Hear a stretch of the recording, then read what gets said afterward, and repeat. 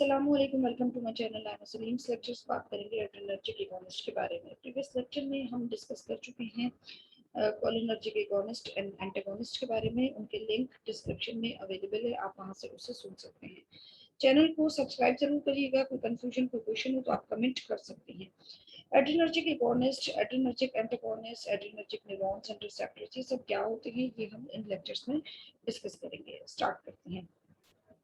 देखिए, हमारे पास कुछ ऐसी ड्रग्स होती हैं जिनको हम एड्रेनर्जिक ड्रग्स कहते हैं, और ये ड्रग्स जाके इफेक्ट प्रोड्यूस करती हैं, बाइंड करती हैं। किसके साथ बाइंड करती हैं? रिसेप्टर्स के साथ जाके बाइंड करती हैं।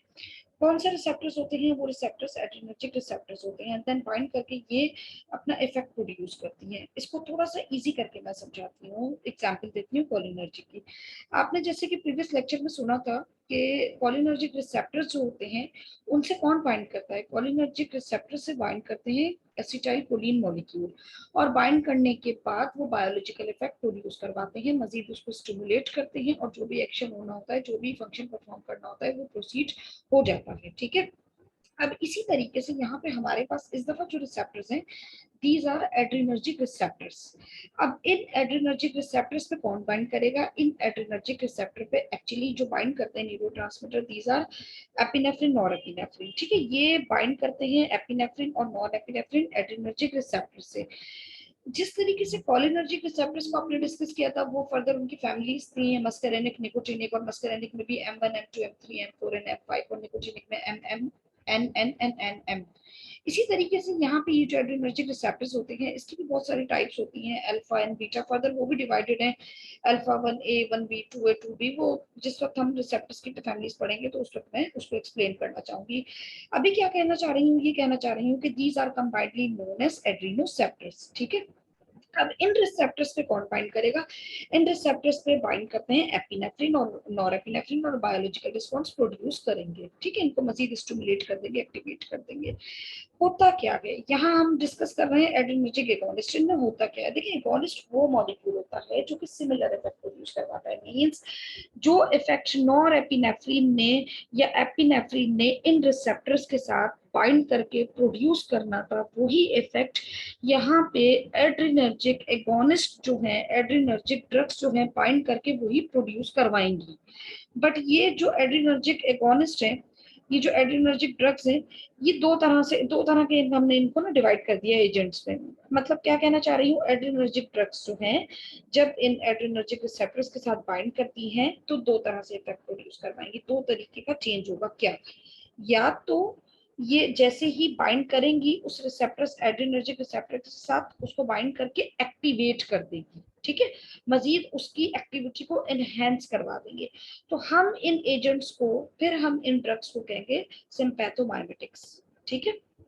या अगर ये इस तरह के एजेंट हैं कि बाइंड करके उसको क्या कर देते हैं, बाइंड करके उसको, ये कुछ ऐसे एजेंट हम दे रहे हैं जो कि एड्रेनर्जिक रिसेप्टर के साथ इन्होंने बाइंड किया और बाइंड करके उसके एक्शन को ब्लॉक कर दिया, इनहिबिट कर दिया। ठीक है, तो हम इनको कहेंगे सिंपैथोलिटिक्स। ठीक है, तो ये सिंपैथोमाइमेटिक्स एजेंट और सिंपैथोलिटिक एजेंट किसके साथ बाइंड करते हैं? ये दोनों बाइंड करते हैं एड्रेनोसेप्टर्स के साथ। Adrenoceptors means I am saying about adrenergic receptors. यहाँ पे उम्मीद है आपका कॉन्सेप्ट क्लियर हो गया होगा। थोड़ी सी बात कर लेते हैं एड्रेनर्जिक न्यूरॉन्स के बारे में। एड्रेनर्जिक न्यूरॉन कौन से न्यूरॉन होते हैं? जैसे कि आपने कोलिनर्जिक न्यूरॉन्स को स्टडी किया था। कोलिनर्जिक न्यूरॉन वो न्यूरॉन होते हैं जो कि एसिटाइल कोलिन को सिंथेसाइज करते हैं, रिलीज करते हैं। ठीक है। इसी तरीके से एड्रेनर्जिक न्यूरॉन वो न्यूरॉन होते हैं, वो न्यूरॉन्स होते हैं जो कि रिलीज करते हैं, सिंथेसाइज करते हैं किसको? नॉरएपिनेफ्रिन को एज प्राइमरी न्यूरोट्रांसमीटर। कहाँ पाए जाते हैं ये न्यूरॉन्स? ये न्यूरॉन्स पाए जाते हैं सेंट्रल नर्वस सिस्टम में, और फिर ये न्यूरॉन्स पाए जाते हैं सिंपैथेटिक नर्वस सिस्टम में। प्रीवियस लेक्चर में मैंने आपको सिंपैथेटिक और पैरासिम्पैथेटिक नर्वस सिस्टम का टॉपिक पूरा समझाया था। उसका लिंक डिस्क्रिप्शन में अवेलेबल है, अगर किसी ने नहीं सुना तो वहां से जाके सुन सकते हैं, ताकि कॉन्सेप्ट क्लियर हो जाए और आपको ये आगे के टॉपिक इजीली समझ में आ जाए। थोड़ा सा यहाँ पे रिकॉल भी करना चाहूंगी, और क्योंकि ये इस टॉपिक का पार्ट भी है, तो वो जो सुन चुके हैं उनका मजीद ये फ्रेश हो जाएगा, और जिन्होंने नहीं सुना तो पॉसिबल है कि उनको समझ में आ जाए। अगर आपको याद हो, मैंने जब सिंपैथेटिक नर्वस सिस्टम करवाया था तो उस वक्त बताया था कि यहाँ स्पाइनल कॉर्ड से न्यूरॉन्स जो है, नर्व सेल जो है, वो इमर्जेस आउट होते हैं। ठीक है, और जो पहले जो न्यूरॉन इमर्ज आउट होता है वो होता है pre ganglionic neuron, and then फिर वो कंबाइंड होता है किसके साथ, यहाँ पे होता है post ganglionic neuron. Pre ganglionic neuron and post ganglionic neuron ये दोनों डिफरेंट होते हैं। कैसे डिफरेंट होते हैं? जो प्री गैंग्लियोनिक न्यूरॉन है वो डिपेंड करता है, यूज करता है एसिटाइल कोलिन को, इसी वजह से हम उसको कोलिनर्जिक कहते हैं।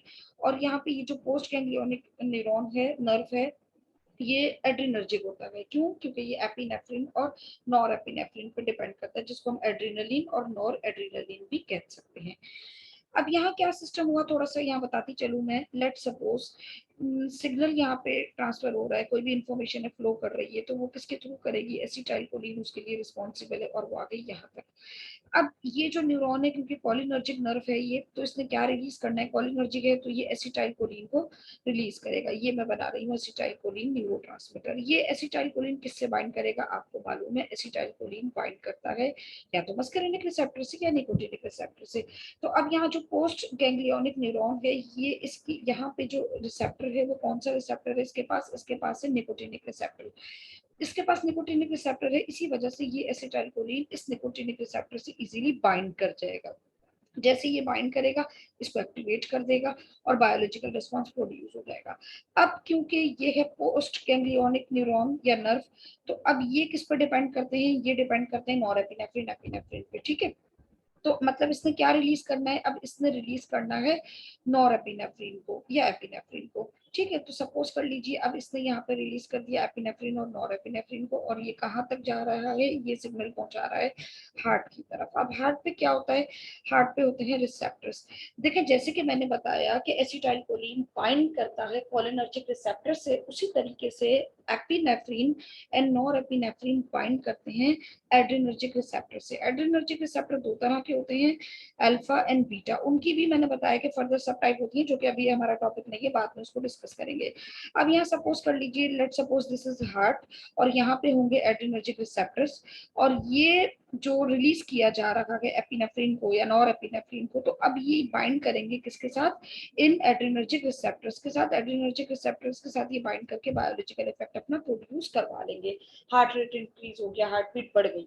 ठीक है, मजीद इसी तरीके से सेम यही होगा कि ये जाके बाइंड करेगा लिवर के साथ। यहाँ पर लिवर पे को होंगे, सॉरी बाइंड करना नहीं, मतलब ये पहुंचेगा लिवर के पास, वहां इनर्वेट करेगा, और लिवर पे होंगे रिसेप्टर्स, और वो होंगे एड्रेनर्जिक रिसेप्टर्स। और जैसे ही ये हार्मोन, ये न्यूरोट्रांसमीटर जैसे ही बाइंड करेगा इसके साथ, तो फिर बायोलॉजिकल इफेक्ट अपना प्रोड्यूस हो जाएगा, मीन्स ग्लाइकोजिनोलिसिस हो जाएगी, यानी ग्लाइकोजिन मॉलिक्यूल जो है वो टूटेगा और कन्वर्ट हो जाएगा इनटू ग्लूकोज।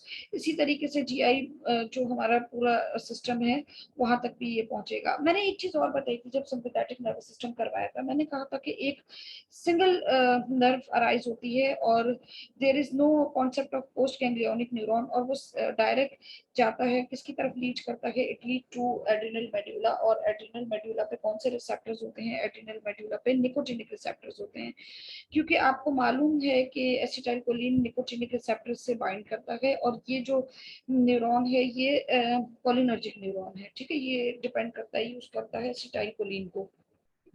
तो अब ये एसिटाइलकोलिन जब यहाँ पर रिलीज कर दिए जाएंगे, एसिटाइलकोलिन बाइंड करेंगे nicotinic receptor which is present on the adrenal medulla, और अब एड्रिनल मेड्यूला एक्टिवेट हो जाएगा। वहाँ जो रिसेप्टर से जब ये बाइंड करेगा वो एक्टिवेट हो जाएगा, और एड्रिनल मेड्यूला क्योंकि वो ग्लैंड है तो वो हार्मोन रिलीज करेगा।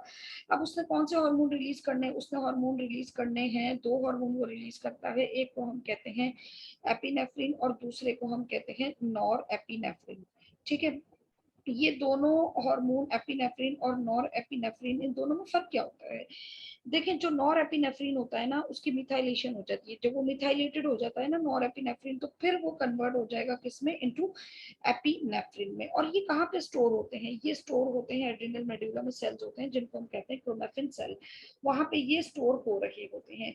जैसे ही ये कोलिनर्जिक न्यूरॉन जब सिग्नल लाएगा, एसिटाइलकोलिन यहाँ पे रिलीज होगा और एसिटाइलकोलिन बाइंड करेगा निकोटिनिक रिसेप्टर से जो कि एड्रिनल मेडुला पे। एड्रिनल मेडुला फिर क्रोमेफिन सेल से रिलीज कर देगा एपिनेफ्रिन और नॉरएपिनेफ्रिन को। कितने कितने परसेंट होगा ये? नॉरएपिनेफ्रिन जो है वो रिलीज किया जाता है ऑलमोस्ट 20%, वेरएज एपिनेफ्रिन जो है वो रिलीज किया जा रहा होता है ऑलमोस्ट 80%। अब आपको मालूम है कि ये एपिनेफ्रिन और नॉर एपिनेफ्रिन ये दोनों किससे बाइंड करेंगे, ये दोनों बाइंड करेंगे एड्रिनर्जिक रिसेप्टर्स के साथ। अब एड्रिनर्जिक रिसेप्टर जहां जहां मौजूद होंगे, ये डायरेक्टली सर्कुलेशन में, सिस्टमिक सर्कुलेशन में इनको रिलीज कर दिया जाता है ना, एपिनेफ्रिन और नॉर एपिनेफ्रिन को बाय एड्रिनल मेडुला। तो अब ये वहाँ सिस्टमिक सर्कुलेशन से सर्कुलेट करते हुए ये पहुंचेंगे अपने स्पेसिफिक रिसेप्टर्स पे, एड्रिनर्जिक रिसेप्टर्स पे, और जहाँ ये जाके बाइंड करेंगे एड्रिनर्जिक रिसेप्टर पे, जिस ऑर्गन पे, वहाँ पे अपना ये बायोलॉजिकल इफेक्ट प्रोड्यूस करवाएंगे, उसको एक्टिवेट कर देंगे।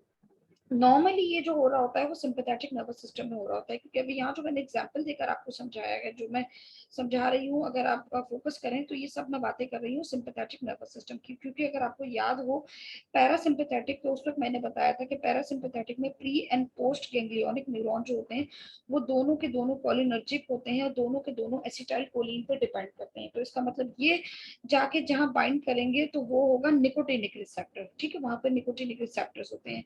उस वक्त मैंने आपको इस प्रेजेंटेशन से समझाया था सिंपैथेटिक पैरासिम्पैथेटिक इनर्वेशन समझाई थी, सिंपैथेटिक की, पैरासिम्पैथेटिक की, ओनली सिंपैथेटिक एंड सोमैटिक की। जैसे कि यहाँ मैंने सिंपैथेटिक समझाया तो इसको मैं वापस रिकॉल करवाना चाहूँ, और क्योंकि टॉपिक का पार्ट भी है तो यहाँ पे भी बताना चाहूँ। सपोज कर लीजिए ये प्री गैंग्लियोनिक नर्व है और ये यूटिलाइज कर रहा है एसिटाइलकोलिन, और इसने फाइनली एसिटाइलकोलिन को रिलीज किया, और आपको मालूम है कि एसिटाइलकोलिन जो है वो निकोटिनिक रिसेप्टर से बाइंड करता है। निकोटिनिक रिसेप्टर कहाँ पे, ये जो दूसरा न्यूरॉन है पोस्ट गैंग्लियोनिक न्यूरॉन, इसके पास यहाँ पे निकोटिनिक रिसेप्टर है, और ये एसिटाइलकोलिन अब इस निकोटिनिक रिसेप्टर से बाइंड करके इसको कर देगा एक्टिवेट। एंड देन फिर इंफॉर्मेशन आगे फॉरवर्ड की जा रही है, और अब इसने जो डिपेंड करना है, ये जो यूज करता है नॉरएपिनेफ्रिन को, और वो नॉरएपिनेफ्रिन रिलीज करेगा। वो नॉरएपिनेफ्रिन किससे बाइंड करेंगे, एड्रिनर्जिक रिसेप्टर से, जो कि मैंने बताया भी अल्फा एंड बीटा एंड इनके फर्दर टाइप्स। ठीक है, तो ये सिंपैथेटिक और ये पैरासिम्पैथेटिक है, जैसे कि अभी भी यहाँ पे बताया है कि ये दोनों डिपेंड कर रहे होते हैं एसिटाइलकोलिन पे। और यहाँ पे ओनली सिंपैथेटिक में जो मैंने यहाँ एग्जांपल दी ओनली सिंपैथेटिक ये है इनर्वेशन के सिंगल, सिर्फ ये वो एड्रिनल मेडुला है जो ओनली इनर्वेट होता है बाय सिंपैथेटिक न्यूरॉन, यानी जो कोलिनर्जिक न्यूरॉन है यहाँ पे सिर्फ ये काम कर रहा है। टॉपिक में अगर आपको कोई कंफ्यूजन हो तो आप क्वेश्चन कर सकते हैं। चैनल को सब्सक्राइब जरूर करिएगा। Thank you so much for listening me, take care.